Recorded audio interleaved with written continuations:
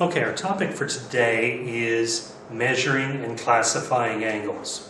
Now, in order to start with this idea, we need to think about the different sizes of angles. Again, an angle is two rays that meet at a vertex, at a point. Okay? And they both start, the two rays both start at that same point. So we have 6 different kinds of angles. The first one is an acute angle. And an acute angle is something like this. It is less than 90 degrees. So any angle that is less than 90 degrees we call an acute angle. And it's this angle in here. A right angle is a 90-degree angle. It's an angle that's exactly 90 degrees, like the corner of a page or the corner of a door frame or something like that. And we designate that with a little box in there rather than a curve. An obtuse angle is one that is more than 90, but less than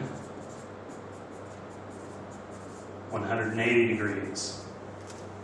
So an obtuse angle might look something like this. Okay, more than 90 degrees, but less than 180. A straight angle is exactly 180 degrees. So it is essentially a straight line, and we're measuring this angle in here. It's 180 degrees. So we call it a straight line, a straight angle. Okay? A reflex angle is an angle that is more than 180, but less than 360. More than 180 degrees and less than 360. So for example, if I were to draw an angle that looked like that, the angle inside is an obtuse angle, but a reflex angle is the angle on the outside. It's bigger than a straight line, so we're talking about this angle out here. And then last is a revolution. A revolution is a 360-degree angle. So it's an angle that starts there, goes all the way around, and comes back to that same point. That's a revolution. Now, we're doing 2 more things. One is measuring angles, and the other is drawing angles. And for both of those, we need a protractor, like this. There are different kinds, but this is the main kind that you'll see most often.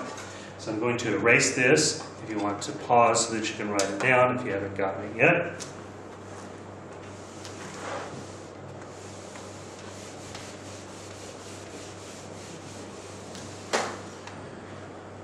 And we're going to start with an angle that looks like this. I'm just going to use the straight edge here, and we're going to draw it like this. And actually draw it a bit bigger than that.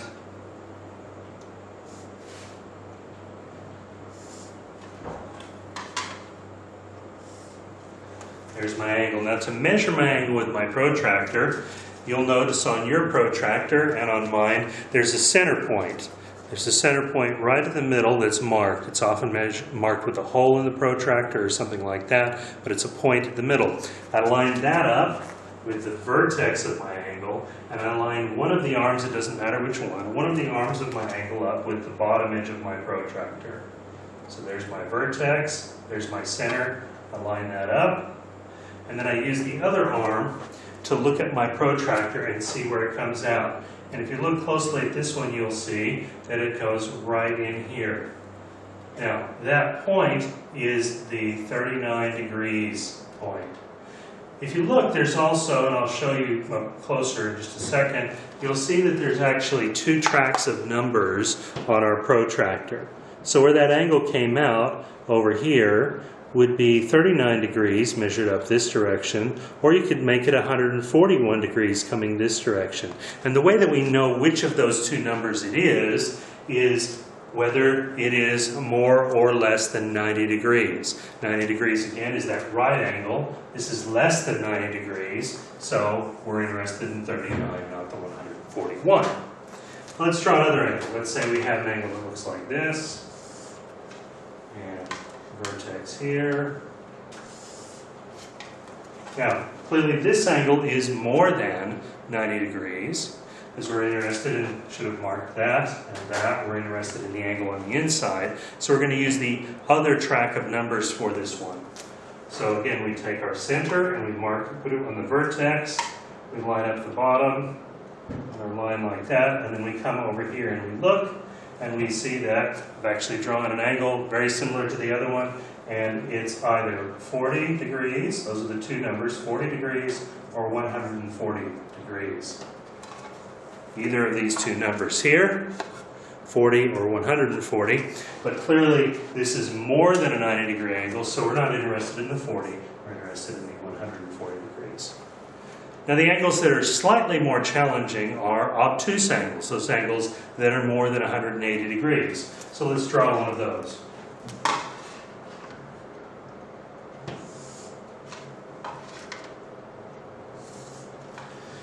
Now you may look at that and say, well, I don't know why that's at a reflex angle instead of an obtuse angle. And the only way that you know is that we mark this. In other words, we started here or here, and we went around the outside. Now for a reflex angle, we're going to do the same idea, but what we have to keep in mind is that it's more than 180. So what we want to do when we measure this is we're going to measure the inside instead. Okay? So we're going to do the same idea, put our point, our center on the vertex. Here's the vertex, there's the point. And line it up with that line, and then we check over here, and this time we have either 51 or 129. So this is either 51 or 129. Now if we look at the inside, I'm just talking about the inside measurement right now, clearly that's more than 90, so I'm interested in this number. But this is a reflex angle, so that's not my final answer. The full circle all the way around is 360 degrees. So, for a reflex angle, what I need to do is subtract that 129, and then instead of having this part of the circle, I'll have the other part of the circle. So I subtract 129, I have to borrow from here, and I get 1, 3, 2, and this is a 231 degree angle. Now we can use our protractor, just as we used our protractor to measure these angles, we can also use our protractor to draw angles. So let's say that I wanted a 65 degree angle. 65 degrees, I use a straight edge, I just use the bottom of my protractor. I'm going to start by drawing a line here. Now here is my vertex. Although I could do it on the other side if I wanted to, but we'll use this vertex. And I line up the bottom of my protractor and my vertex with the center. I want 65 degrees. So I go around on my protractor, 65 is right there. A little mark right there. Pull off my protractor, and then I connect that with my vertex. And that gives me a 65 degree angle. Now if I wanted an obtuse angle, let's say I wanted a 130 degree angle. I'm going to start the same way. I'll draw myself a straight line. Okay, start with a straight line. The vertex, we'll do it on the other side this time just to be different. We'll say that the vertex is here. Now again, I'm looking at the bigger numbers, the ones that are more than 90 on my protractor. So since I'm going to be measuring around this way this time, I want 130 degrees. That's going to give me an angle that is more than 90. So I line it up. 130 degrees is right there. And again, I connect that with my vertex, and I have a 130 degree angle. Now if I want to draw a reflex angle, let's say that I wanted a 260 degree angle. Just like we did when we were measuring them, what we need to do is subtract from 360. So I'm going to say 360 minus 260 gives me 100. So what I'm going to draw is a 100 degree angle, but then I want the outside of that angle instead of the inside. So again, we'll start with a straight line. Here's my straight line. Here's my vertex this time. Now there's 100 here and 100 here. Which is it? Well, it has to be this one because my angle is going to be more than 90.